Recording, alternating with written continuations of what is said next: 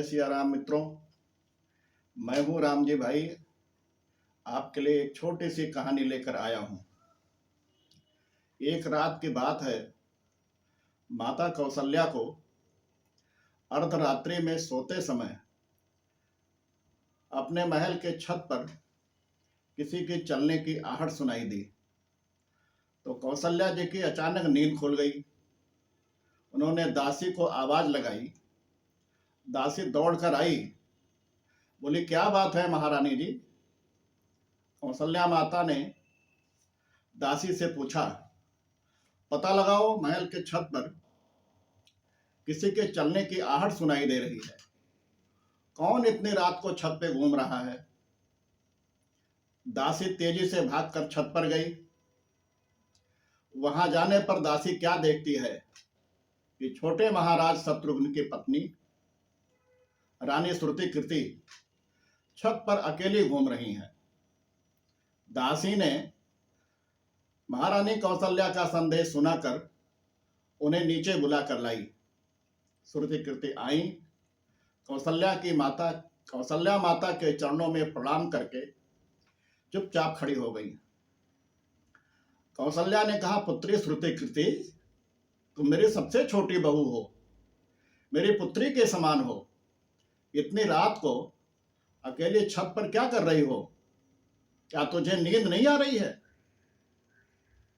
तुझे क्या परेशानी है? बिना संकोच के मुझसे कहो, कहाँ है शत्रुघ्न? कौशल्या माता से इस तरह ममता भरे शब्द सुनकर श्रुतिकृति के दोनों आंखों से झरझर आंसुओं की बरसात होने लगी, जो रोकने से नहीं रुक रही थी।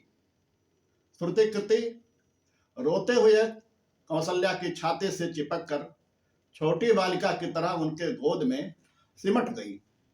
श्रुतिकृति रोते हुए बोली, मां, उन्हें देखे हुए तो मुझे 13 साल बीत गए। मुझे तो माता सुमित्रा ने भरत भैया के नंदीग्राम जाते ही माता कैकेयी की सेवा में लगा दिया। मैं तो तभी से माता कैकेयी के देखभाल में रात दिन लगी रहती हूँ। माता की आज्ञा को ही अपना कर्म मानकर माता कैकेयी की सेवा कर रही हूँ। माता कैकेयी अपने किए हुए कर्मों के पश्चाताप से बहुत दुखी रहते हैं। भरत भैया ने कभी उनसे मिलने भी नहीं आते हैं और माता कैकेयी को भी नंदीग्राम आने से रोक रखा है। उनकी सेवा को ही मैंने अपना धर्म मान लिया है। शेष समय मुझे नींद कहाँ आती है? वह भी कभी महल नहीं आते हैं, वही नंदीग्राम में भरत भैया के पास होंगे। पुत्री श्रुतिकृति के द्वारा ये सुनकर माता कौशल्या का हृदय कांप उठा। तुरंत सेवकों को आवाज लगाई। सेवक दौड़े हुए महल में आ गए। उसी समय रात्रि में ही पालकी सजकर तैयार हुई। आज शत्रुघ्न की खोज के लिए मां कौशल्या स्वयं राजमहल से नंदीग्राम के लिए चल पड़ी। आपको मालूम है शत्रुघ्न कहाँ मिले? अयोध्या से दूर नंदीग्राम में, जहां भरत जी तपस्वी के वेश में रहते हुए राज्य का कारभार संभाल रहे थे, उसी नंदीग्राम में महात्मा भरत के कुटिया के दरवाजे के बाहर एक पत्थर की शिला पर अपनी बाह की तकिया लगाकर लेटे मिले। मां कौशल्या शत्रुघ्न के सिरहाने बैठ गई। उनके बालों में धीरे धीरे हाथ फिराया तो शत्रुघ्न जी ने आंखें खोली और उठ बोले, मां। वे चरणों में गिरकर बोले, मां, आपने इतनी रात को यहां आने का कष्ट क्यों किया? मुझे सूचना भेजकर बुलवा लिया होता, मैं तो तुरंत आपके पास आ जाता। मां ने कहा, शत्रुघ्न, यहां क्यों?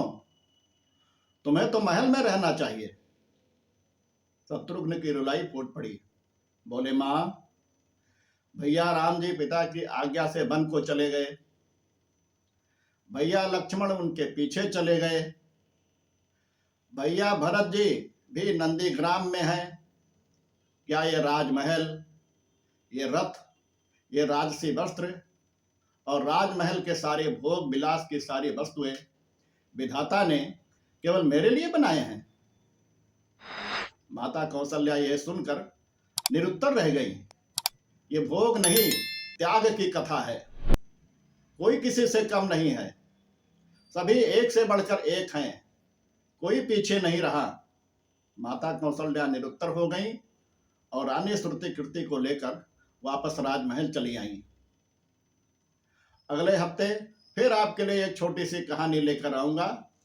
जय सिया राम।